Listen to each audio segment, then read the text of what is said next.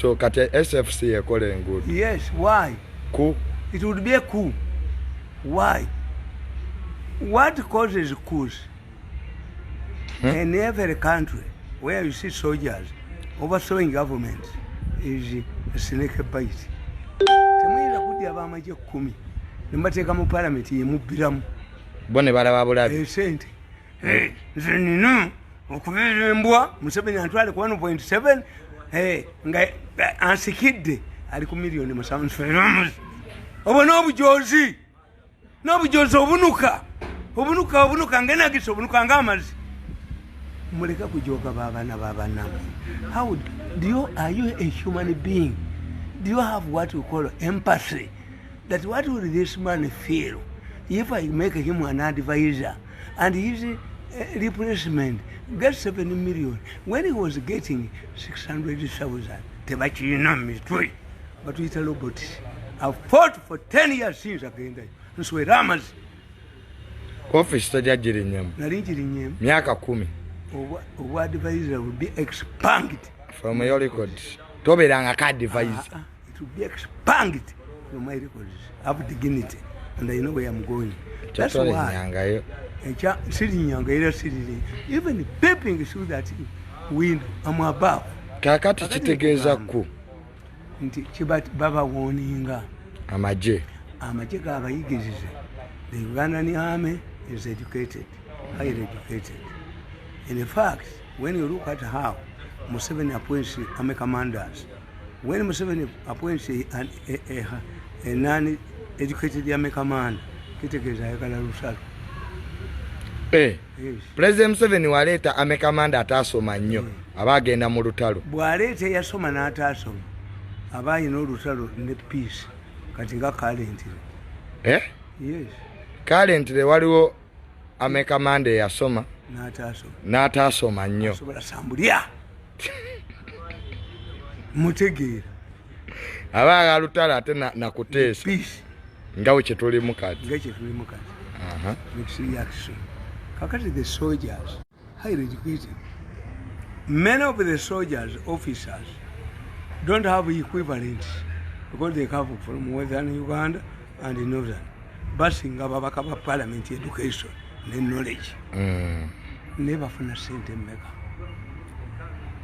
Ngono ngalwa bogo bwalowooza tinja kudde waffe okukolera Museveni emyaka 15 ne mama wange ne bamukuba amagulu muleke asokola abantu enda nze ziriyo n'amaziige ngende bwaffe nti yakolera Museveni nedda banange nedda Museveni atujoze nnyo nzire waffe n'amazi amazi ga mukodomi wo container investment yange yonna gye nakola emyaka 29 omukajiri nnyemu nina okuvaawo asoko tojja kusokola n'emizimu gijja kuba abaana b'omulenzi gwe. This is what they have. Nti me alowooza n'asuffocating a sentence and again nomulabanga agenda azimbye nga sekoko. This money I'm going to use it for my activity. The following day nagende wankosamu nagende nagoba embwa nakana akazunza olutuke bagenda baba katti mututegeere naffe twakima sente namwe mwagala mane nzire wange nzire waffe mukyalo yasokole kankusuula eddalu abanyankole bajoga nnyo. I don't want to use that word pululo nabo babajoga naye omulenzi ono ajoze nnyo nti emyaka 10 onjoge ng'enega sina kenina erichi Mirundi ize nedda nja kusuula eddalu. Kati General Muhoozi yazimba enguudo mu Kampala. Anti yangubuli abajasi babayambi. Let me tell you a story. Naye omujulu omwala yatusombera omusajja ania omukaania enagisi yonna eri mu ggwanga muno yaginiddemu. Very arrogant. Namulabye ng'agamba mu kamikazi. Kamikazi, you don't know kamikazi? Drone. Kamikazi kitegeeza abajapani bedda mu second world war. Anti betta drone za Iran bazita. Njagala sente nga gwe. Zibwatukate zi. Why do you believe? Nti human being bwogitunda irimu $1,000,000 musanvu. Mbwe bajja kumpa $2,000,000 nswera amazi. Nange mumpe abantu 10 ze miliyoni za dola 7 musokole bakube babatta abana bakube mizimu gye bakube nesi miliyoni 2 ngani azitwala ebintu byanyonoonedde mu myaka 24 bagamba bakuwe miliyoni 2 ngambitwalawo gwe miliyoni za dola 7 yes basokole bulungi bakube babatta yes bakube babatta emizimu gikwata olowooza abaana babwe bagenda kubeera bulungi kanzonzo ako bagenda katta ngenda kasuba ennyuma waliwo empandu abagiyita ya yigala ekataleeta sente zange zikatwala ne kaliisa nkagala ennyuma krisimansi kagenda girya nga etoyireti gwe mumwa yigala ngenda kagala n'olutwe lwako kagenda kuyitawo mutuyambe naga abantu mutuyambe wakaita wonna omwogana bwoganyi mwogana pampa yapa n'olutwe muzeyirinda waliwo emmandu abagiyita yigala ngenda kagala ennyo atwala sente zange mbwe nina okwavuula how can I go back? Is Museveni serious that kasolo yansanga mu government ayina buli kimu nayonze omulenzi mbwe nina ogenda nga ndimu opunsoera amaze genda kusula eddalu tobalaba I became tolerant atuuka emyaka 9 egy'omuteego abanyakole tebamanyi muteego enfuza zijja muluma ku mimwa ajja kuba ebigenge tajja kuddamu kusokola abantu wano nakano katunda abantu ako kaki kizunzolutwe ako katunda bagenda babakadde mukitawo bakogo nange emmandu ayo bagiyita yigala